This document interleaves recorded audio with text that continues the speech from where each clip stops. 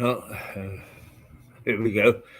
Sorry, I think that we had some problems, technical problems again. It's getting a bit beyond the pale. We're back to Plan B and parking into the sea. We'll see how we can try and struggle through for the next little while.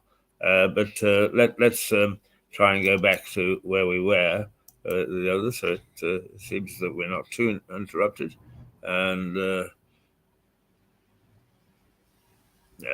hopefully we'll bring you the rest of the show without too much problem, he said.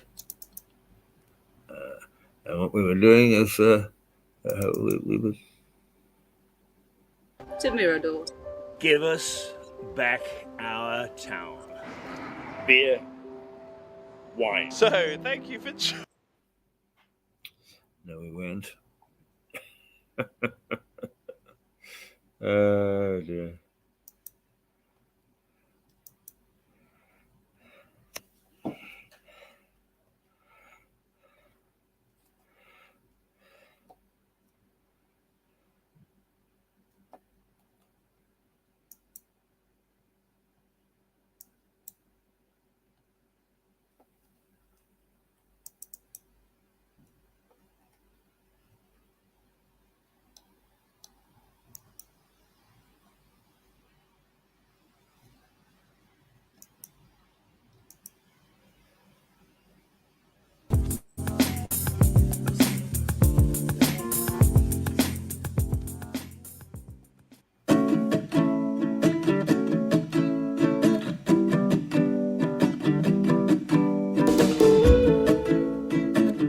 Hello and good afternoon, good morning, good evening. Here we are with the second episode, which is all about wine tasting for all the people out there who are wine connoisseurs or just want to know a little bit more about the wines themselves. So we have with us Mr. Fergus Wood, who will introduce himself and tell you all about his company. Hello, Fergus. How you Please doing? Tell us more about yourself. I'm well, and once we get through all these wines, we'll be even better, probably. How are you? Exactly. Yes. Yeah. It'll be a great way. We're recording this at lunchtime, so hopefully it should get us into the afternoon quite nicely. Yes. Just Thursday, the right time for it. Exactly. Thursday's the new Friday as well, so at least we're starting early. It's good. Oh, I like that. That's great. So yes, I'm Fergus Wood. I'm the founder of Camino del Vino, as you can tell in the background. I'm a new startup. We're about to launch a new startup, online wine startup, where you can find us at www.caminodelvino.co.uk. I think it's very clever of you to have started this company because I myself, I don't know much about wine. I know there are 3 different colors. Yeah. There's 3 main colours, but there's orange wines as well. But we'll go with that. There we go. Let's keep it simple to start with. Shall we leave that for later? Yeah. Let's have red and white later on for now. Okay, great. So last time you were about to start talking about this beauty here. Yeah. Wonderful. Go with a pearl earring, yes. Which is a Merlot. Correct. Lovely, here it is. And it's Chilean, is it? It is Chilean, yes, correct, yeah. Great. So it went by a different name, the portrait, or the painting, sorry. Yeah. I can't remember what it is, or don't really know. That's fine. It's now just known as the girl with the pearl earring because it is so iconic and so distinct. Indeed. But this particular Merlot is also great for the region. It just thrives in the Central Valley. And the Central Valley it's sort of wedged in between the Andes on the east coast, and then it's got small sort of low-lying mountains on the west side. So it really tucks in below there. And Chilean climate is very Mediterranean. It's very warm and sunny. But then sort of it gets that through the day. But then when the cool climate from the top of the Andes comes down, when it comes into the night, it starts to cool all the vineyards down, so it helps mellow out sort of the growing conditions basically, so it doesn't go ahead of itself. Really, it doesn't wear itself out through the growing season, so it like sort of cools itself down. It doesn't need to start photosynthesizing, and yeah, it basically ends up with a lovely, elegant wine at the end of the day, which we hope to crack onto now. I love the way you told that story. You should be a teacher. It's like a nice piece of geography and a little bit of history, and it's the story behind it. Well done. Can I open the bottle now? Yeah, should we do it? Yeah. Let's see why not. I left mine annoyingly in a storeroom outside, so it's a little bit cool, but I think yours should be at a good temperature. Yes. Yeah, because you don't want it. Red wines, you want them to be like 16 to 18 degrees, sort of like. If you have them at room temperature, you should be fine. Red wine's a little bit chilled, but you should just be fine. You should still get the same flavors, which is good. So, okay, right. Let's open that up now. Before anyone judges out there, this is what we decided on having the red in, right? Mm-hmm. Because I'm not a very big wine connoisseur, I just grabbed whatever glass I had at home. I just wanted to make sure it's not a pint glass. No. So it's very good. So if you hold it up to the camera, you can see that in a bulb shape. Yeah. Like that. That's very good for wines in general because it helps collect all the aromas and flavors rather than let them go. So when you do swirl it around and when we go and sniff the wine, you can actually smell all the flavors that are in there. And so it just helps those sort of pinched in walls help the flavors and aromas bounce off and keep inside. So, and where you want to fill it is just below the sort of the widest part of the bulb. Here? Just want it, about there. Just fill it out, just below the widest part. Yeah, you want to fill it at as widest part. You just want to fill it slightly below, especially for tasting, because I'd say that you don't want to. Later on after the recording, you can fill it right back up. No. Just for tasting, you want to let all the aromas just tuck in. Whereas if you filled it a little bit higher, they may just sort of go out. Also, let me just ask about the top. Now, of course, many people believe that if it's not a corkscrew, then it's no good. If it's just a screw on. What's the truth behind this? So, there is a slight bit of truth in that. Yeah, a lot of one of my friends as well. He's very, especially for like these sort of wines, South American wines that do have a corkscrew. He just doesn't. He doesn't believe that good red wines should not be in a corkscrew. It's they should have a cork in it basically. Just because it's like, what the cork does essentially, it just imparts a different level of flavor onto the wine that maybe the winemaker wants to do. But it's just, again, it could be a cost factor, or it very much dependent on what the winemaker wants to do. But I guess it is sort of genuinely true that a lot of the cheaper wines do have screw caps, because it does cost a little bit more to put corks in, redesign the bottle and all that sort of stuff. But there are still very good examples of wines which have corks, twisty caps, screw caps on the top. And so, again, it's just like, it's one of those really. You can just take it as you will. Hopefully you'll like this one, and so, which is a good example of it being a good wine and needing a screw cap. But yeah, it's just, it imparts a different flavor onto the wine, basically. Good. Well, thank you. You demystified that. You're testing me today.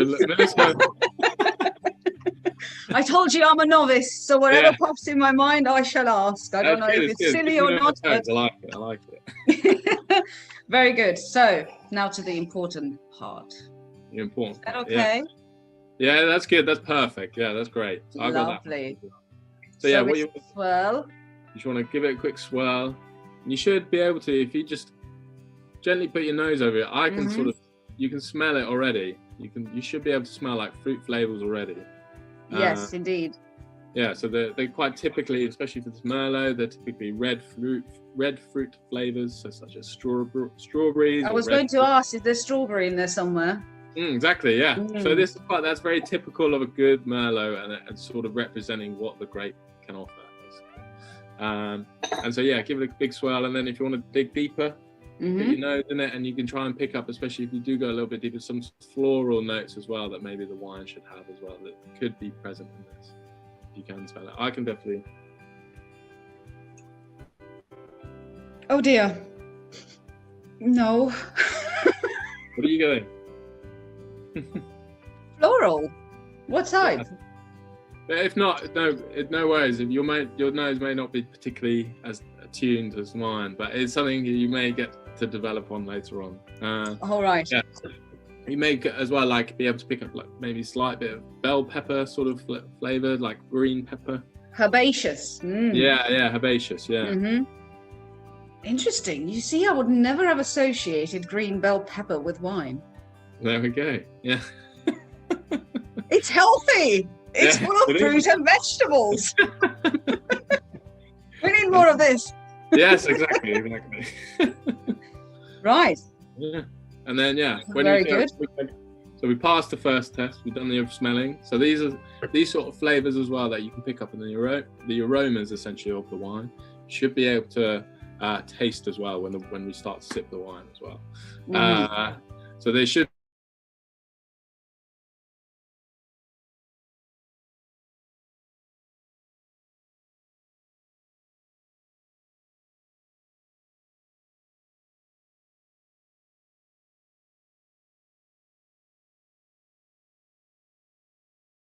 It's just whatever. It taste is very personal after all. So what you can taste and what you can't taste is entirely up to the person doing it, basically. So yeah, we should wait and see. So turn out I am very rubbish at this, but let's give it a go. What you want to try and do is when you sip it, you want to try and let the mouth the wine sort of cover the inside of your mouth. So try and swish it around as if you're using mouthwash essentially. So you can get a real, especially for red wines because they contain tannins. You get this sort of general feel and sort of slight covering, but it's a really pleasant covering of your mouth and a slight drying texture to it as well, which is very representative of red wines. And that's what a lot of people do sort of like, is that sort of slight drying sensation, which helps sort of, it's just nice really. I don't really know how to explain. You can tell a very good story. Right. Let's see.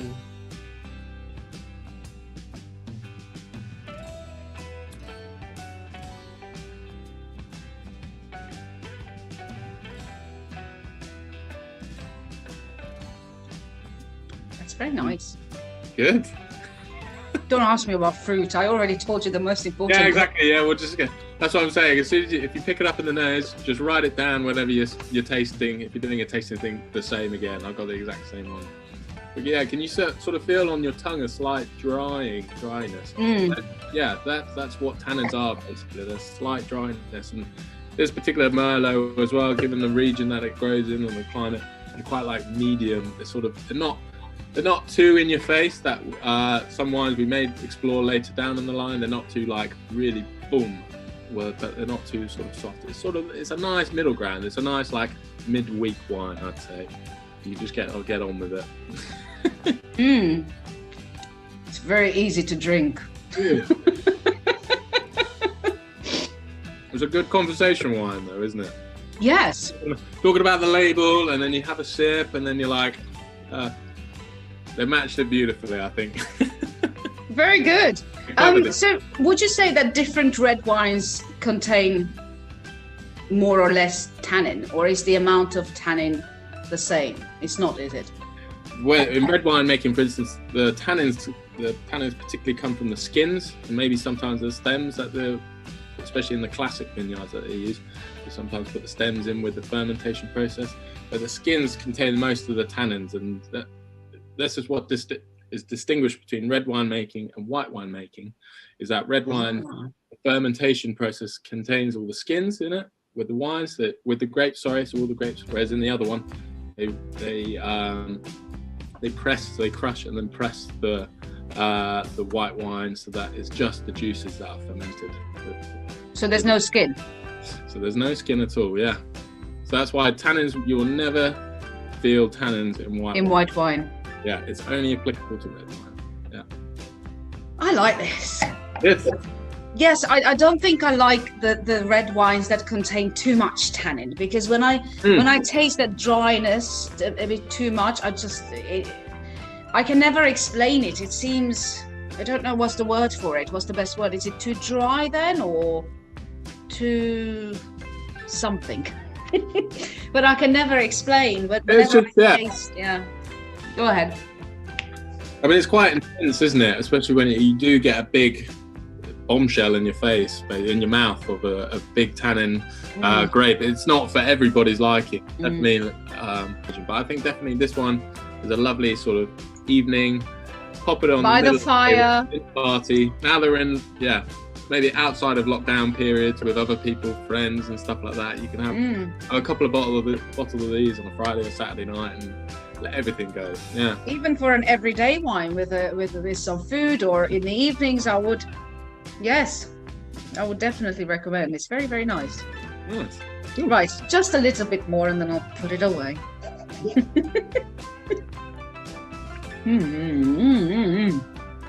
Very nice. I feel like I want to eat it. Good.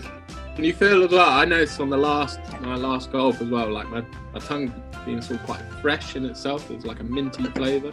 That's quite indicative as well of the sort of region and Merlot. It's quite like a lovely little, just fresh, minty eucalyptus sort of feel as well, which again would be the herbaceous sort of side coming into it as the well. Green peppers, right? The green peppers, the same sort of category, yeah. Right, so girl with the pearl earring, I agree. It's very, very good. Very tasty. Thank you very much. I hope one day you will return with another arty wine. I do. I have another one. I have a Sauvignon Blanc, which we could do, also from Chile as well. So this would be a great opportunity to go, okay, we've done the reds, now we can move on to the white side of Chile. And especially Sauvignon Blanc, one of Chile's best white wine, great varieties that it produces as well. So. Thank you very much, Fergus. This was very, very nice. I've thoroughly enjoyed this. I shall try it later again, just in case. See if I can recognize the bell peppers later on. Exactly.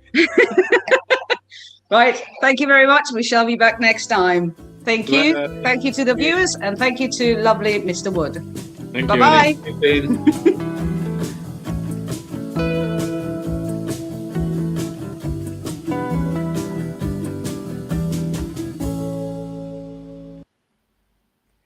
Well, that was from last year, but it certainly is appropriate to what we are doing now, and there's nothing out of date about that one, except that Annie has gone on to bigger things. She was actually studying to be a solicitor, and I'm sure that she's doing extremely well. And Fergus went off and joined the Marines. Now his company is still going, and I think see that we got Aniek with us, and we'll wait for Mark in a moment. No, what the hell? Let's talk to Beauty. We'll wait for the brains for the moment. Good morning. Good morning. Hi, Keith. How are you this morning? Very good, thank you. I'm just in the studio, so it's a bit of a rainy journey here, but it's dreadful, isn't it? It's absolutely dreadful out there. But anyway, here's Mark. He's appeared. At least he hasn't switched on his camera yet, but I'm sure that he will. How do I do that, Keith? Well, you should just have. You should be just sending it as a post that has got both vision, just as if you were sending it to me privately. So stop mic cam, edit audio, avatar, edit name, remove from stream. Settings. Should I go into settings? Mark, in the top bar, you can see also a little camera. I don't know. Little camera. Yeah, do you notice a little camera icon? Mirror my camera, maybe. Virtual background, no. Oh dear. It's all a mystery to me. So. There's having issues. I'm definitely having issues. Chat with us. No, that's not. If you look at the top right of your screen altogether. Oh, there's a little camera there. Yes, a little icon there. I don't know if that's switched off. So camera HD. Let's see if that says that. Done. No, I'm not there. Continue allowing StreamYard to access your camera and microphone. So yes. I've got that clicked. Might be a good idea is if you switched off, I will send you the link again, and we'll try coming from scratch. Okay, let's try that. I have had this problem before, actually, but let's see if we can fix it. Okay, I will disappear and we'll start All again. Right. Okay. Yeah. So what we do is we press a little thing called invite. Great. And yes, in the meantime, everybody can still see you. Annika, is that the way I pronounce it, Annika? Aniek. Annie is good enough, is it? Aniek. It's with a K at the end. Aniek. Aha, right. Yeah. Yes. And what ethnicity is that? Where does that name come from? I am originally from Holland, so not too far. Right. I've been in the UK for quite a while now. But still is my name where people get quite creative with, so that's not unusual.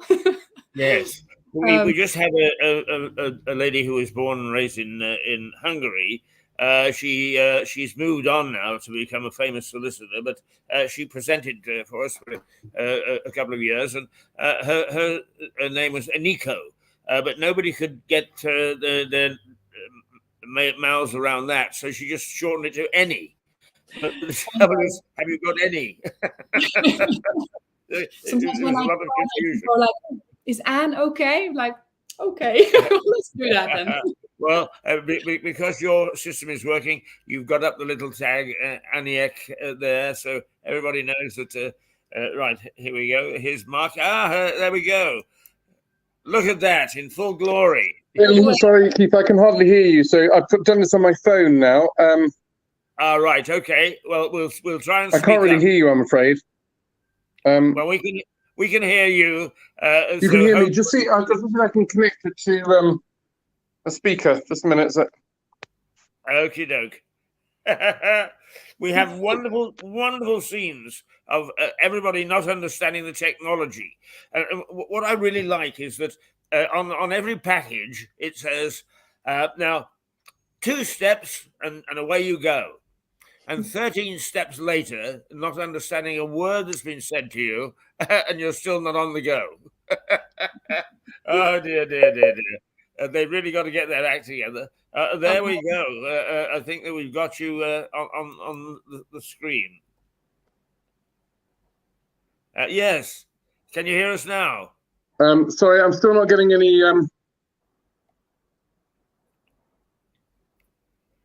Challenge for technology this morning. Well,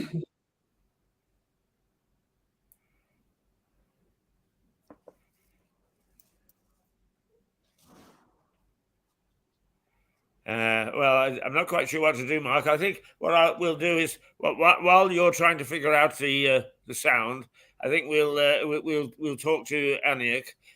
Because I'm going to try on the computer again because I'm not getting enough volume. So, okie doke. There we go. Right, Aniek, you and I will chat. Oh, there he looks perfectly okay when we got the big screen on. Yes. It seems like you can't hear us. Maybe that's yes. Hoping to. Right now, tell it right. You come from the Netherlands. You've been in Britain for quite a long time, and actually what you're doing, the reason that we're talking to you today is you're going to be a groundbreaker at the Speakers Festival because you're an artist based in Brighton. Is that correct? Correct. Yes. And you're going to have your work displayed throughout the 3 days of the festival, which is in the All Saints Centre in Lewes. Have we got that right so far? I believe so. Yes. Yes. All right. Well, now let's hand over to you then, because I'm doing all the talking and I shouldn't be. Is how did you start, first of all, being an artist? What prompted you to decide? In many ways, it's a precarious thing, isn't it? Because you're like this television station, you only sell on what you do, and people like it. Yes, in a sense, that's true. Well, first of all, as an artist, I think it made a lot of sense to me since I was very young. So making art, creating the visual language in itself, and I feel that has probably been the red thread throughout my career as an artist as well. Just that understanding of art as a language. So I can't remember a time where I wasn't really engaging with art. This started at a very young age. I had an interest that developed more in therapeutic side of art, or the underlying impact of art, or the more therapeutic aspect to it, of art making, but also viewing art. So I went on to study art therapy. And this sort of had a major effect on how I created as well, and how mindful I became in my creative process, but also in the way I wanted to place the work in the world, what I wanted to do with it. And I believe the digital age, the opportunities we have right now in order to digitize our work, a lot of artists, including myself, we've struggled against that for a while, especially when you're very connected to the material that you work with, and it's often the textures that you like to pay attention to in the work. At least I do, and that sort of sense of or the scent even of the oil and the materials that are drying in the studio, and all that contributes. But in the digitizing of the work, I believe it's become an opportunity to reach more people, to reach a wide audience. And I think that's where this Speakers Festival and this opportunity has, or is a great opportunity to expose your work. Expose the work. Now, we have a lovely lady who a great sense of humor and very bubbly, Sarah Fitch Hayes. And she joins me on average once a week, and we have a bit of a laugh and so on. But we also talk seriously about art, and her art is very much a Coke bottle, or a Marmite jar, or a bubblegum machine. Although she does do other stuff, but that is the main thrust of her work. What is the main thrust of your work?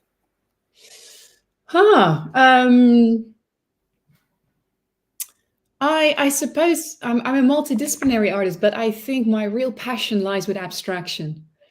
So I'm interested in how to create balance in from chaos or from movement, and finding that challenge of that sort of edge within the work, just to kind of wake people up a little bit, or even myself. And there is a joy in understanding color and how that might sit within a painting and an experience for people.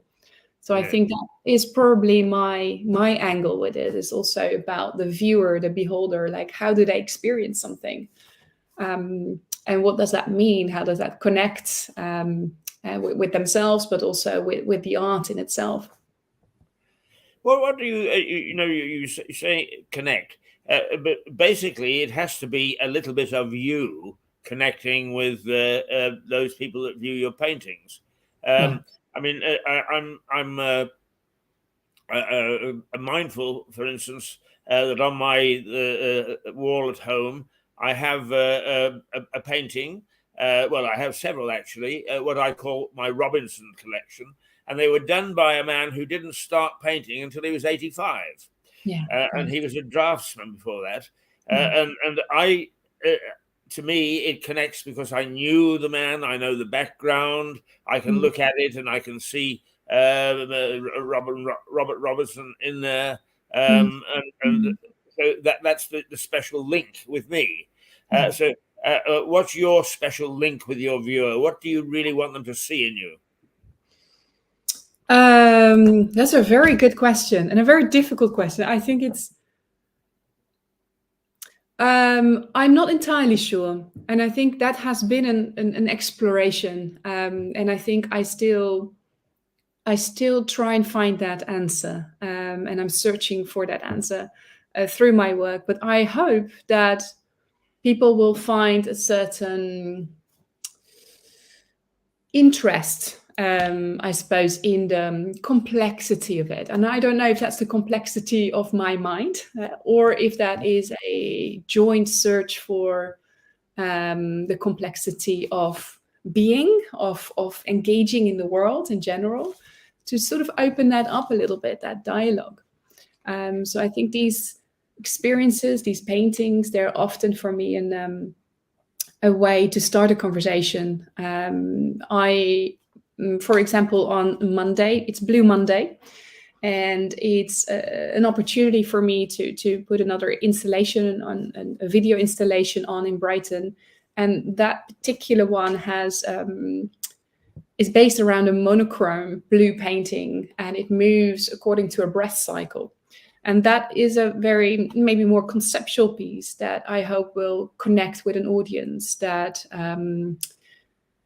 perhaps it invites them to slow down a little bit, to breathe along, to have an experience. Where can we see your work in Brighton? So on Monday, there will be a launch, which is kind of exciting. And that is at My Hotels, which is in the center of Brighton. So it's on an outdoor wall, projected.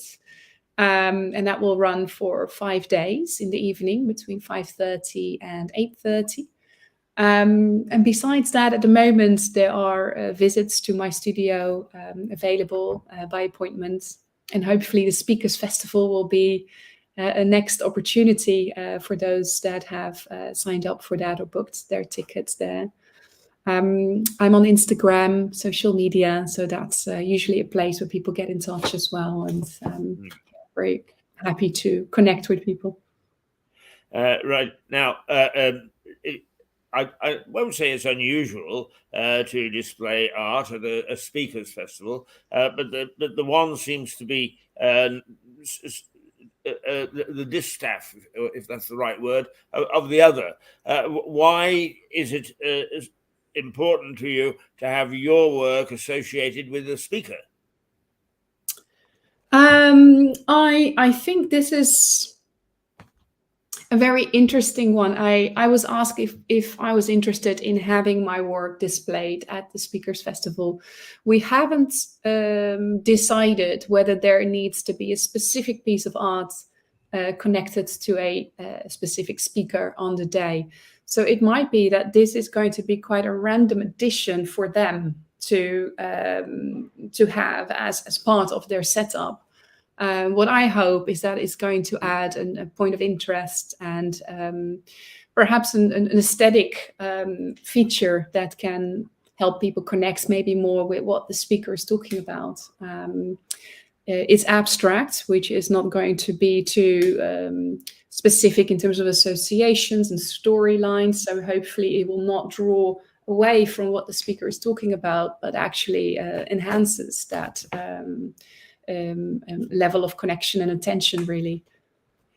Yes. And now, when you say your studio, where's your studio?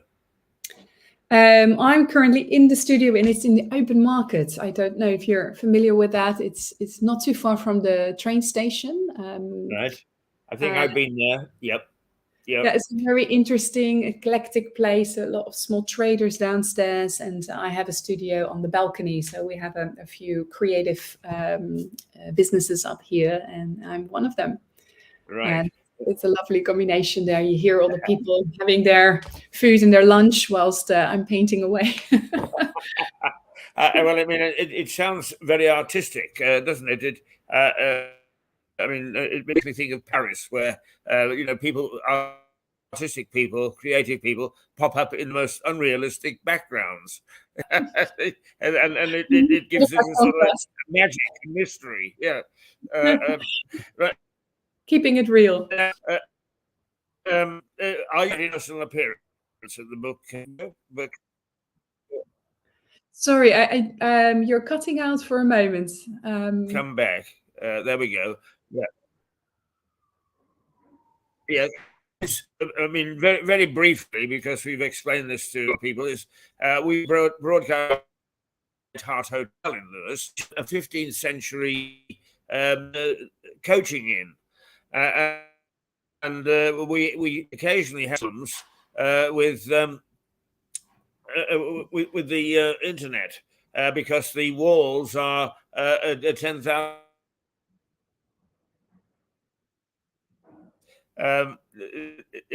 This happens from time to time. It cuts us off because it wasn't designed for internet or anything like it. In fact, I think it's the coachman's view hello is.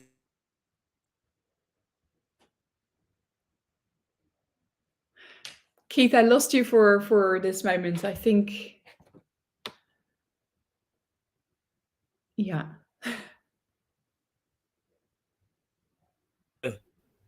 It doesn't seem to affect that. Oh, it does. Yes, back again. We're back again. Yes, so we'll carry on because I find this chat fascinating, and Mark is obviously having some problems.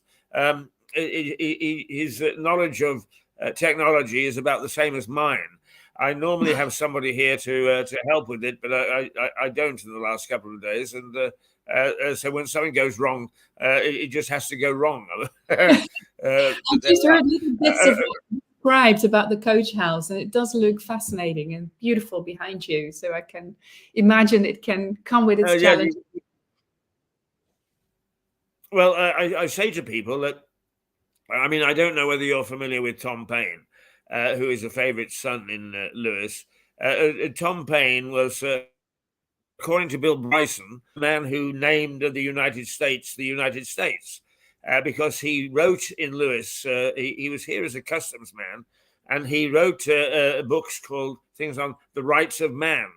And in the just before the American Revolution, the sort of conditions that were employed in Britain were that the squire was quite often the only authority, and he could do what he liked. And Paine thought that was absolutely wrong, so he had to go at the king.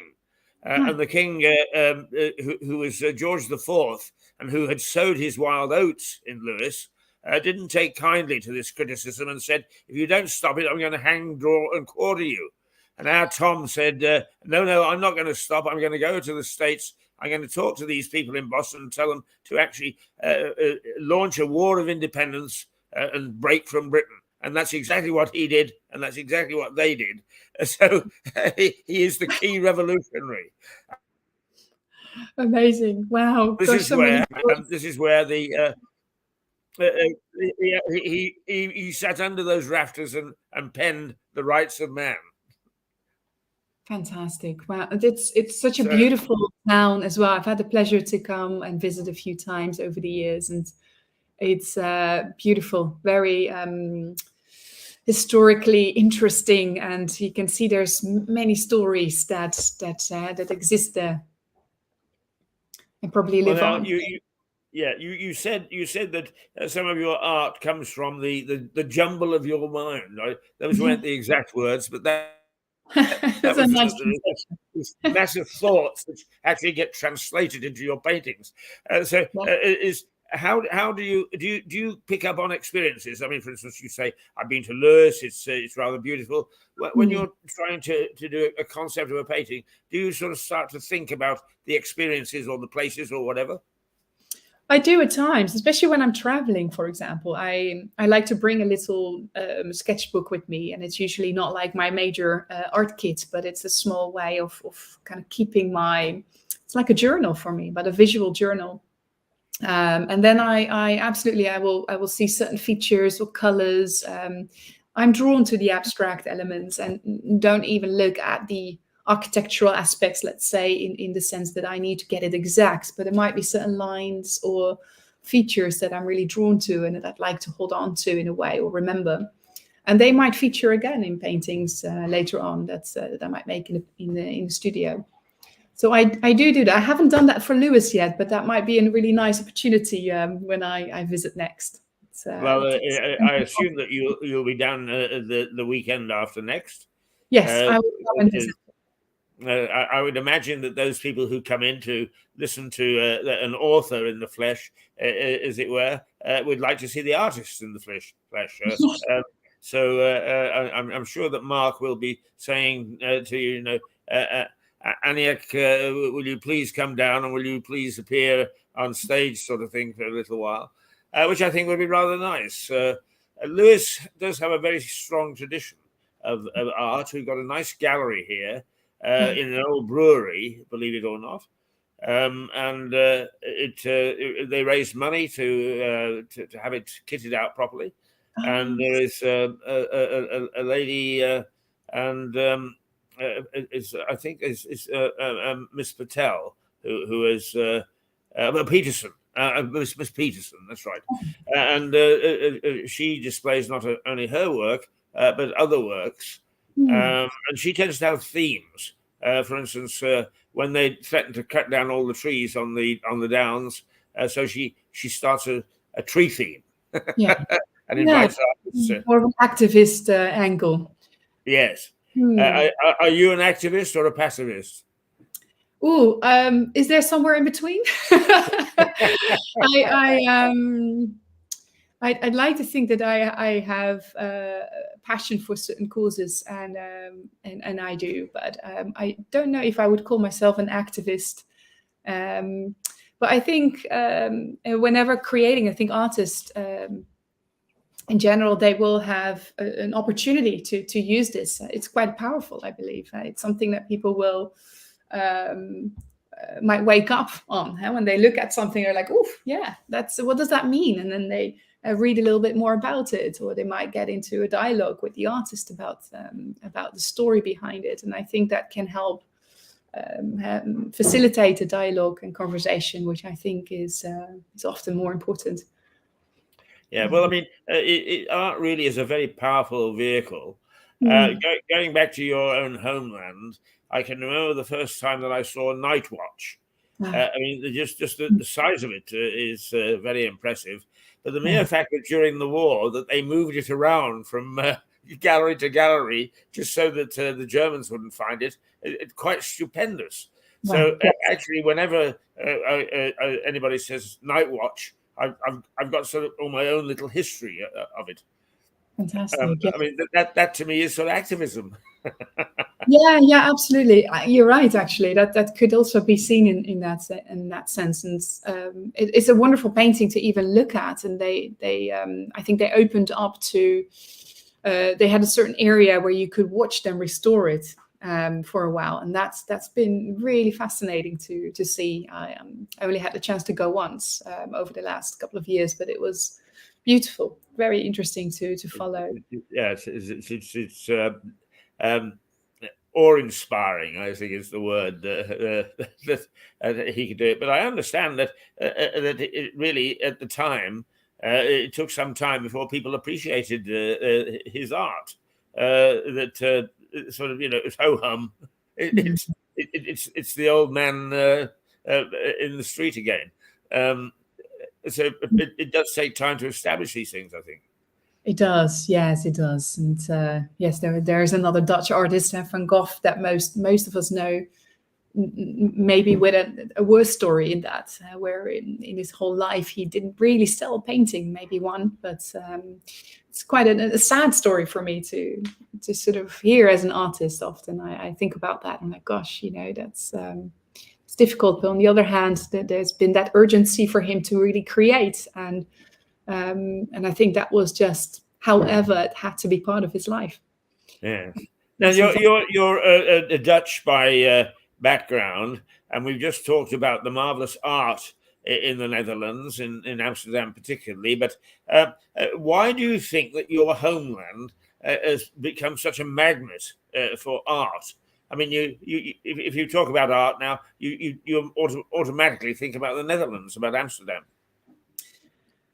That's I don't quite know that. I think we had an appreciation maybe in the time of well, you can look at Rembrandt and Vermeer. They really got that attention over the years. We have a great cultural perhaps support in the country, beautiful museums to visit. It has an edge to it, I would say. I look more towards the contemporary scene. It feels to me like it has an edge, and that may appeal to that specific audience. And Amsterdam has always been one of those cities to travel to, and I think it's easy to travel to. It's a lovely city to visit and spend some time, and it's very easy then to also go and have a look at a museum there and incorporate that in your visit. So I think that's always been a combination, sort of a package deal. I know that some people might go and visit Amsterdam for other reasons, but it's for the arts lovers, I think it's a good opportunity. The one thing two things that I remember is the first time I went to Amsterdam, I was on the way back from Canada as a very naive 21-year-old, and I got off the plane at Schiphol, and there were huge numbers of people, and I thought, well, gosh, I must have been on a flight with somebody famous. But in fact, the Dutch came out to the airport in those days, and I'm talking 1960 some odd, is just a look at the airplanes. It was so new to see these transatlantic planes coming in. Wow. Yes. Wow, it's incredible, isn't it? Think about how that has changed over the years as well, and normalized. Yeah, and the other thing is, of course, is environmentally you're way streaks ahead, because in those days everybody was already bicycling. It's like we're born with a bicycle. It comes with being Dutch. Being everywhere. Now,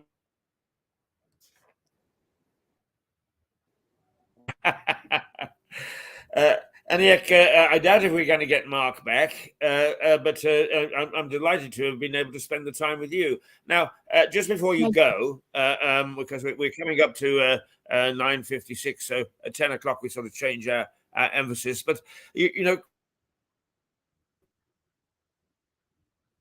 I am well aware, having sent to some people, and they say, oh, damn it, I wish I had said that. Or why didn't the idiot ask me this question? So just in a minute or two, if you wish, you can make any point that you want, that you feel that you would like people to hear you say and come from your thoughts. And you say that, look, the old buffer who was sitting asking me questions is he didn't cover this, but I'm going to cover it. Here's your opportunity. Right. Well, first of all, I think it's to really just remind people that the Speakers Festival is on, and that's the very reason why we're having this talk today. I think it'll be really interesting. So if people haven't booked their tickets yet, have a look at the website for the Speakers Festival. And if people would like to see my video installation, it'd be lovely to have some more faces at the launch. So that will happen on Monday, Blue Monday. If you can't make it, there will be more social media posts around it, and I hope it will reach a larger audience to benefit them as well.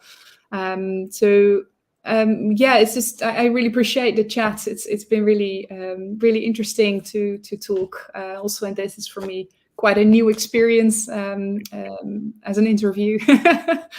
So always, it's always lovely to do that. So thank you for that. Well, it's always delightful.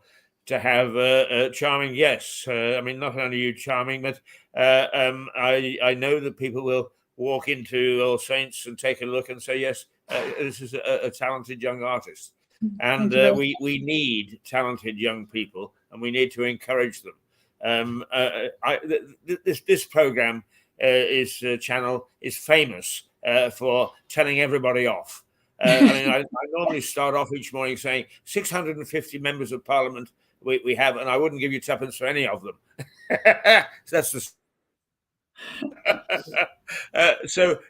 We do tend to have a go at people, and it's my belief that we don't get enough from our leadership to look at the creative side and try to coordinate and try to help it a little.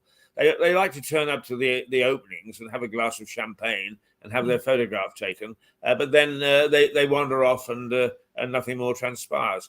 So I'm glad that you have the opportunity to show your art, and if any officials come along and they're identified, go and bump them on the head and say, why don't you do more? Well, I look forward to that. But yeah, thank you very much. Well, it's lovely to talk to you. Have a good rest of the day. And I'm sure that Mark will be in touch and we will get him. But I think that you did quite a good job in explaining what it was all about. And in fact, we've had two. We had Diana Dark on Monday, and she was talking about the Ottomans, the Ottoman Empire. And the strange thing is that she and I had traveled to and worked in almost similar countries in many respects, the Balkans, Russia, and so on, and many places where the Ottoman Empire existed.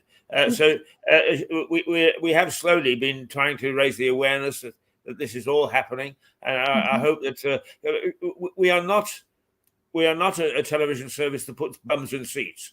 I mean, in other words, if you want to get a coach load of people to go to France, here isn't the place to advertise it. We tend to be PR.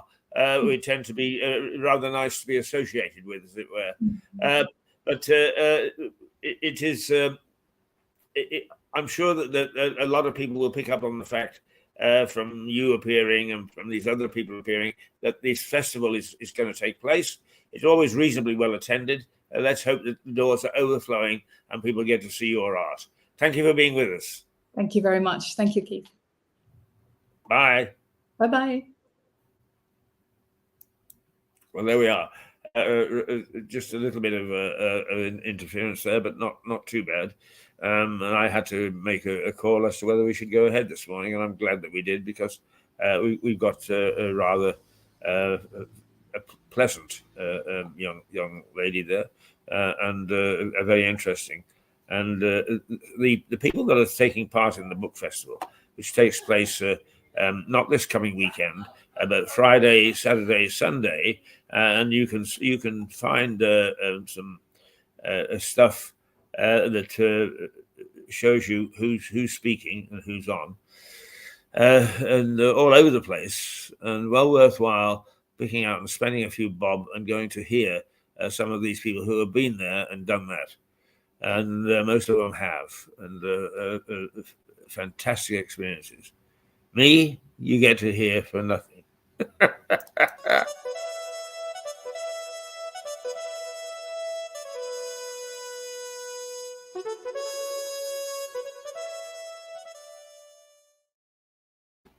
Okay, so now we will turn to what we did in the past. Well, there's a little note from Mark Rattray there saying he was sorry that the technology let him down, but he was watching our interview and was happy enough. So we're happy as well. What I'm going to do now is to play an hour of our past programs. And this is a new thing that we're going to, is at the end of each program, we're going to look back into our archives, because we did some pretty good stuff. And while it's sitting there on YouTube and Facebook, I don't pay a great deal of credence to the fact that people go looking for these things. It's there, yes, and you can say it's there, and you can point people, but generally speaking, they don't find it. So there are good things. So here we go with the Mirador of about a year ago.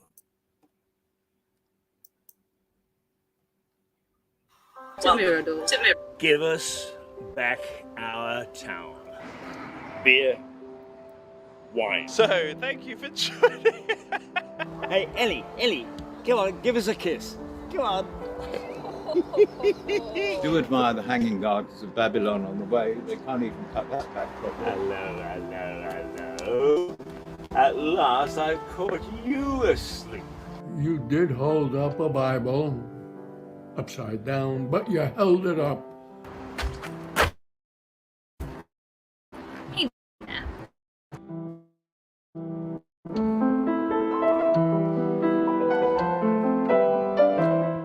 It is a massive, massive ball of uselessness. Oh, you can't say that.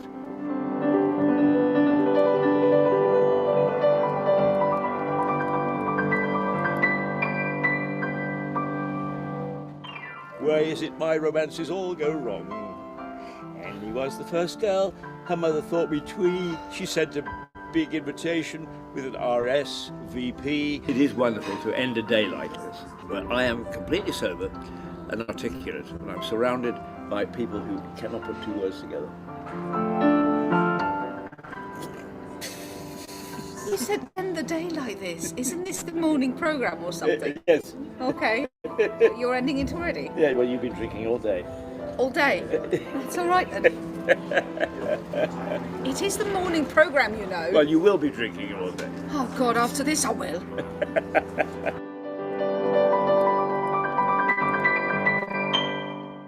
We've learned so much on this epic journey. We've learned what makes Lewis Lewis and what it's had to deal with in the past. We've learned... What else did we learn? I'm Mark Landsman. Diddle bib. Pray for me. Goodbye. Mirador TV. Thank you very much. Bye-bye.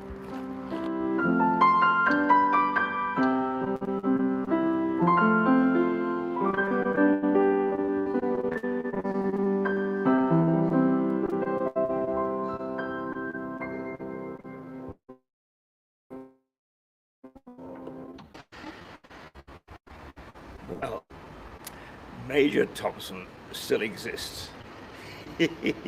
I sometimes think I'm the embodiment of him. You see, inflation, but I've still got the penny, which has turned into 10p in case I need the public glue. And as for a glass of nice wine, well, why not?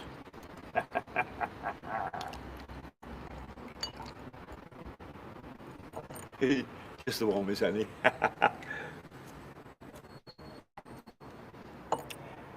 Well, doing a drink show is a bit of a pleasure. But this next hour is just to let you know that we've been busy over a period of months and years. And here are some of the programs that we've made over that period of time. This hour will regularly be hosted by Melissa Conti from New York, with her team of reporters and correspondents to let us know what's going on in various spheres, various parts of the economy and various parts of the world from the American point of view. But for the moment, just for this week, we're going to recap who we are, where we are, and what we've done. And I hope that you'll look out for us on Roku, and on Amazon Fire, and on Apple, and on Android, and on the smartphones generally, as well as social media and our own website, miradortelevision.com. So, relax, take a look at some of the things that we have done in the past. Some of them were quite amusing, really. Amazing what we did do. And we'll see you later on, hopefully, for the renewal of the next hour, when you can review what we did this last 4 hours. Till then, Keith Hayes. Oh, I must really say, since it's Major Thompson, and I've got a trilby rather than a bowler hat, so toodle pip.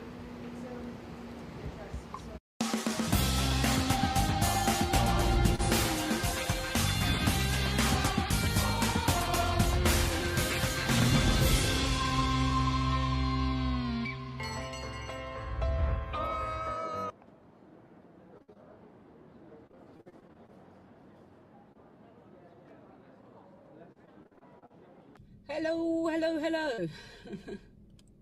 I escaped from home. It's a nice thing to have a car, eh? It's also nice when you can go shopping on your own. How are you all? I wonder, how long will this lockdown last for? Safety first, I know. Safety first.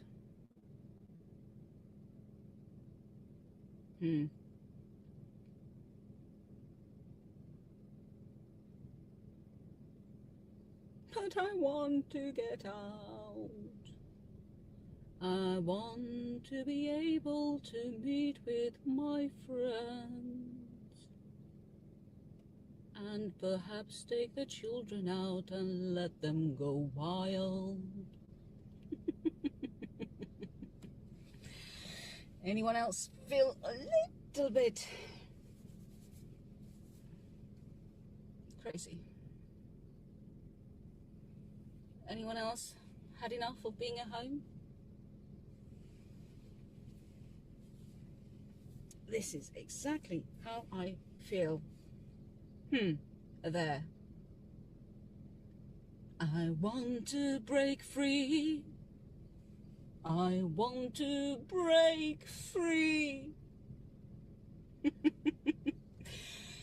Apologies for being, well, not so normal. It is a great day though, so I thought maybe a little bit of foolishness is okay.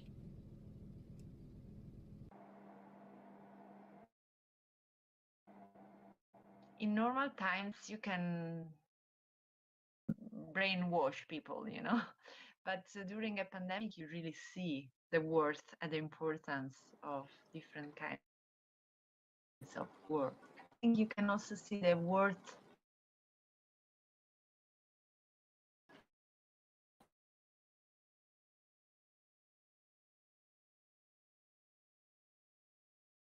of work of people.